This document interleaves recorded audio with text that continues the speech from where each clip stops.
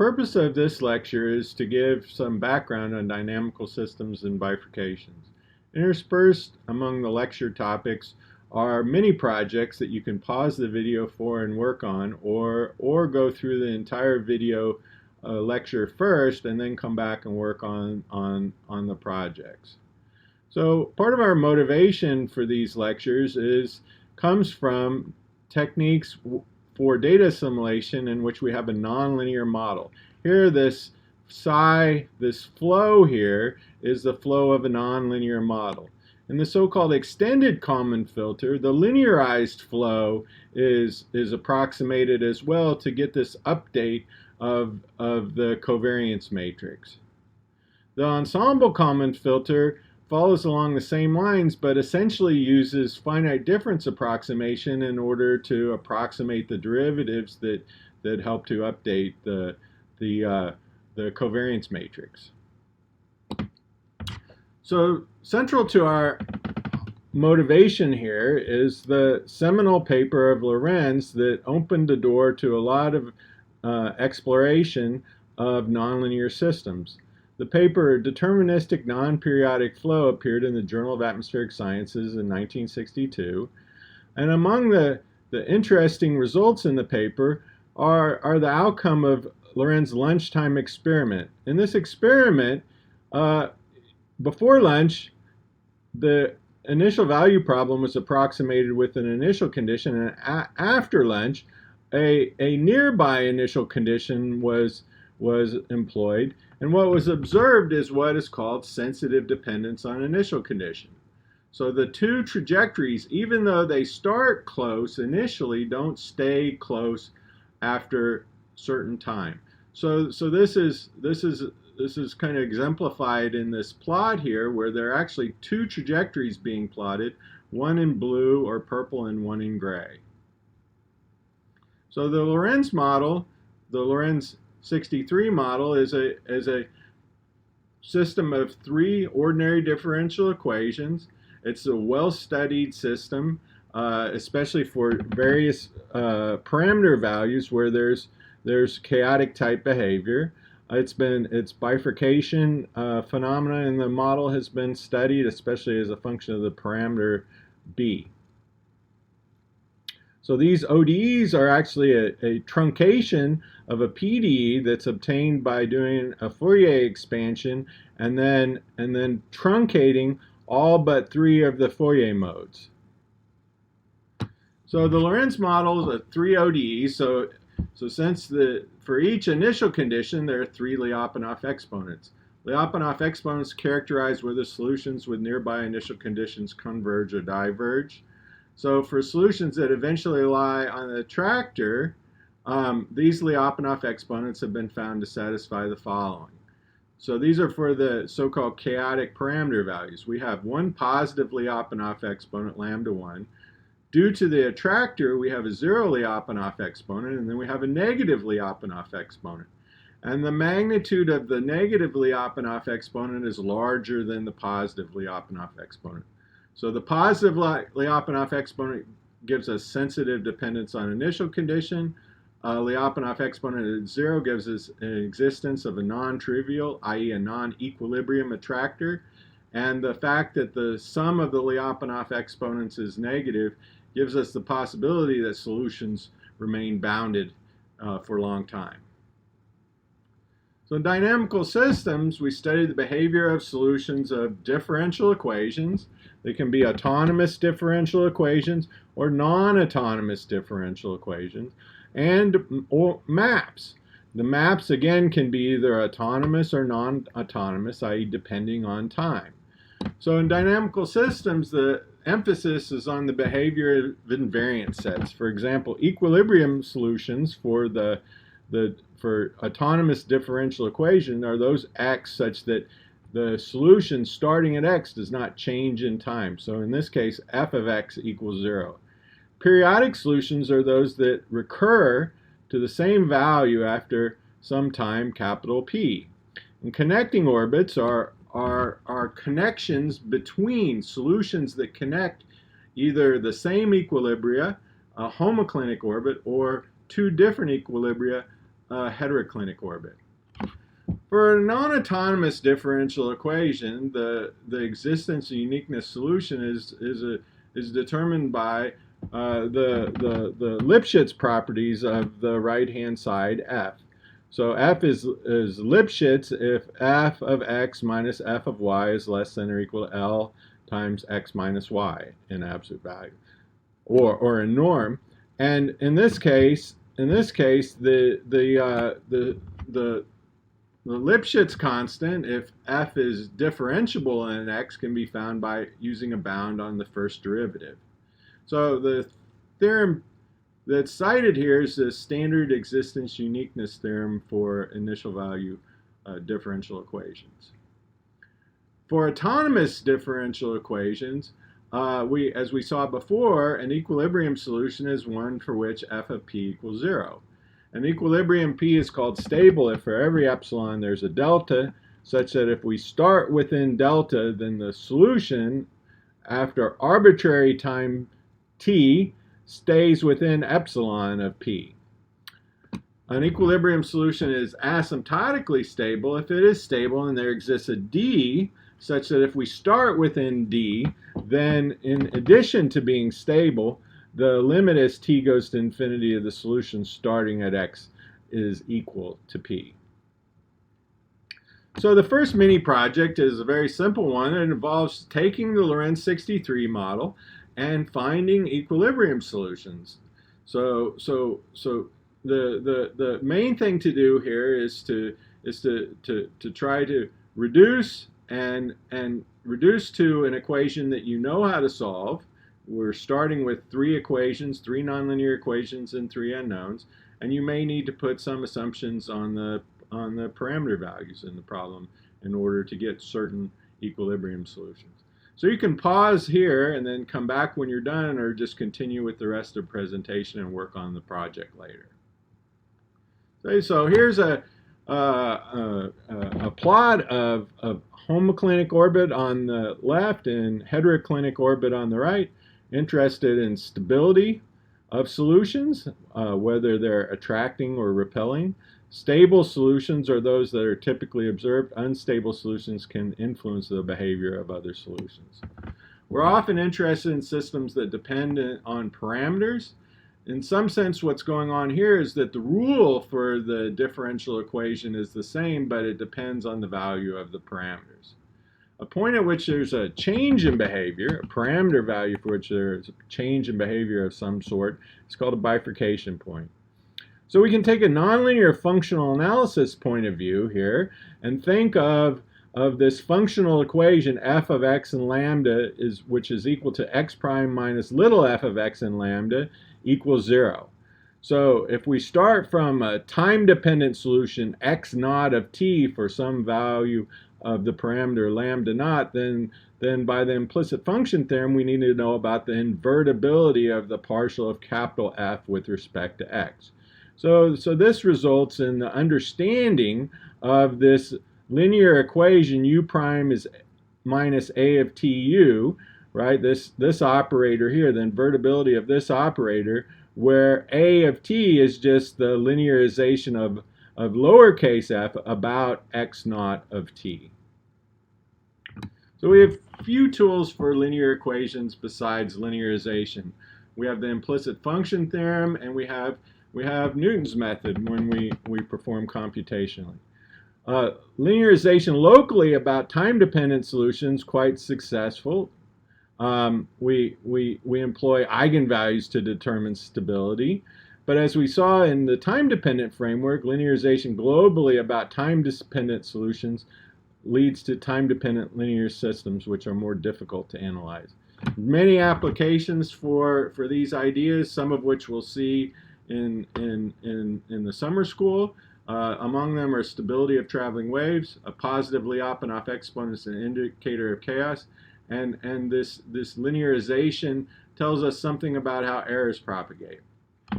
For time-dependent solutions, we take this linear problem, x prime equal ax, and the Jordan form of A. So we can, in some sense, think of A as essentially being a diagonal matrix.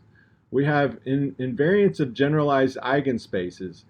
i.e. if we start with an initial condition x naught in a generalized eigenspace and let the solution of this linear time-independent problem evolve, then we stay within the generalized eigenspace. So we have the stability of the zero solution if all the real parts of the eigenvalues of A, and in addition, using this variation of constants formula, we can find bounded solutions of inhomogeneous equations. So we have, for this nonlinear variation of constants formula, or this linear variation of constants formula, it splits the problem into the part where we have real parts negative, that corresponds to the projection P, and the part where we have real parts of the eigenvalues of A positive, that corresponds to this second integral here. So the second mini project involves determining the stability property of the equilibrium solutions you found previously, and again, the question is what types of assumptions are needed on the parameters. You can either stop here or continue with this slide. So consider the differential equation again with a parameter which we now call alpha, and if you want, you can click on this link here and see some of the basics of bifurcation theory on the Wikipedia page.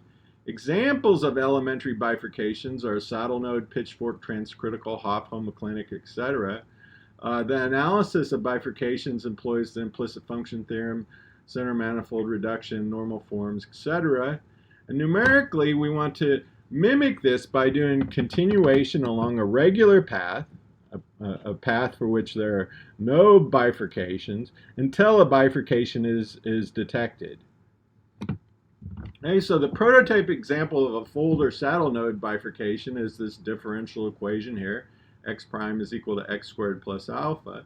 And here's a result that says that basically anytime we have a saddle node bifurcation, we have the properties associated with this prototype example here. So here, check these assumptions on f and its derivatives and see how they match up with the same assumptions for our model problem. Okay, so and here's a proof. You can read at your leisure. So to characterize when we have a fold point or a saddle node bifurcation, we want to determine if we have a zero eigenvalue of the linearization of f with respect to x. So one way to find such a point is to solve the coupled system of n plus 1 equations. Okay, so we have n plus 1 equations in n plus 1 unknowns here. So that we have the scalar equation, the determinant of fx evaluated at x and alpha is equal to 0, right? And then we have f of x and alpha equals 0. So notice that the variables are x, which is a vector of dimension n, and alpha, which is a scalar parameter. So it's kind of minimally augmented. We've added this extra equation, the determinant equals 0. A more numerically stable way to do this is actually to augment to make a larger system, a system of 2n plus 1 equations and 2n plus 1 unknowns. So here we ask that V be an eigenvector corresponding to the eigenvalue 0. Okay, so we add this is n equations, and one more equation. Okay, one of our important tools we use is the Gauss-Newton or Newton's method. Here we're using what's called Gauss-Newton because we're only assuming that fx, the linearization of f with respect to x evaluated at x, has a right inverse. So if f has an inverse, the proof is much the same. So this result says that if these conditions are true, if this condition here, this condition on the Newton step are true with L times delta less than 2, then the Newton iteration converges. So this is the local convergence result. Rho is the radius about our initial guess x naught for which this solution x star exists, and then furthermore the convergence is quadratic. So what we'll see if we get quadratic convergence numerically is that we begin to double the number of good digits in our approximation of the zero. So here's the proof. You can follow the proof. It involves the mean value theorem and employs Cauchy sequences. So very standard and straightforward. Okay, so now we're going to turn our attention to continuation. So the idea here is that we assume we know some point xk alpha k where f of xk and alpha k is equal to 0, and we want to continue, we want to move along the path until we find a potential bifurcation point. So if we differentiate this with respect this relationship f of x of alpha and alpha equals 0, then we obtain the so-called tangent predictor. Okay, so the tangent predictor tells us how a prediction of what the new x value is at the new parameter value alpha k plus 1. Okay, so we can use the tangent predictor or even the trivial predictor as an initial condition for finding the solution x at the new value of the parameter alpha k plus 1. So here again is the Newton's method, which we're going to use as a corrector to either the tangent predictor or the trivial predictor. Okay. So download these files, and they're set up so that you can use the tangent predictor together with Newton's method to travel around the unit circle. So how far around the unit circle can you go? Okay, and remember when the implicit function theorem breaks down, and see if you can tie all this together. Okay. So now we present another technique, it's so-called pseudo arc length continuation, and the idea is that we think of x and alpha together now as an unknown u. Okay, so we think of u being parameterized by the arc length, and we normalize this so that the norm of u dot, the partial of u with respect to, or the derivative of u with respect to s, that vector has norm 1. So in pseudo arc length continuation, what is done is we replace this fact that the u dot has norm 1 with a local approximation. And this has the effect of determining a tangent predictor. So if we do a finite difference approximation of u dot, and with a step of delta, then we get this approximate equation, this local approximation. This v naught is a vector in the null space of f of u, and this follows from the chain rule.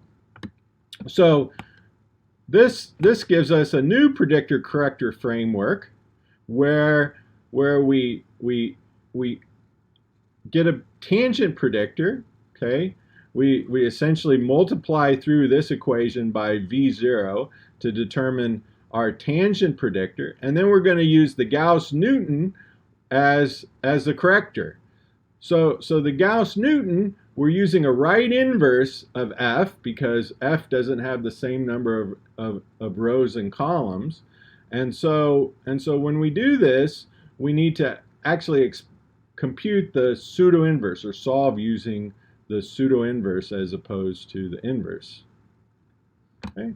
So now the fourth mini project involves modifying predcore to do pseudo arc length continuation. So again, the idea is that we want to solve this equation to determine the unit circle, and with any luck, we'll be able to go through the full or saddle node bifurcation points, and go around and around the circle.